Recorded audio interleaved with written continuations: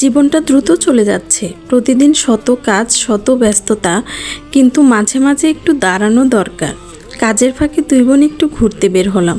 ঘোরাঘুরির মধ্যে ক্লান্তি লাগলে সবচেয়ে টনিক কি জানো? ডাবের ঠান্ডা পানি।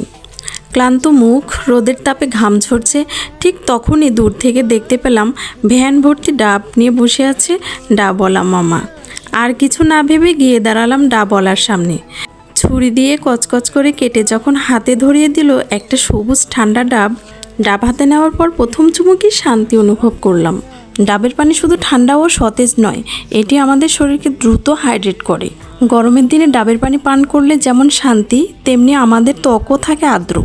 ডাবের পানিতে রয়েছে পটাশিয়াম, ম্যাগনেসিয়াম, ভিটামিন সি, যা আমাদের শরীরের জন্য অত্যন্ত প্রয়োজনীয়। ডাবের পানি শুধু আমাদের শরীরকে শক্তিই দেয় না, বরং রক্তচাপ নিয়ন্ত্রণেও সহায়তা করে। বাইরে ঘুরতে বের হলে ডাবের পানির সাথে এই অরেঞ্জ ললি আইসক্রিমটা আমার চাই। অরেঞ্জ ললি আইসক্রিমটা আমার খুব পছন্দের। রিকশায় বসে ঘোরাঘুরি আর আইসক্রিম খাওয়ার মজাই আলাদা। এখনও মনটা আমার ছোটোবেলার মতোই আছে। বাইরে ঘুরতে বের হলেই দোলনা দেখলে দোল খাওয়া, ডাবের পানি, সাথে আবার আইসক্রিম, এই সব কিছুই আমার মনকে অনেক প্রশান্তি দেয়। এই ছোট ছোট ব্যাপারগুলোই জীবনকে সহজ ও সুন্দর করে তোলে।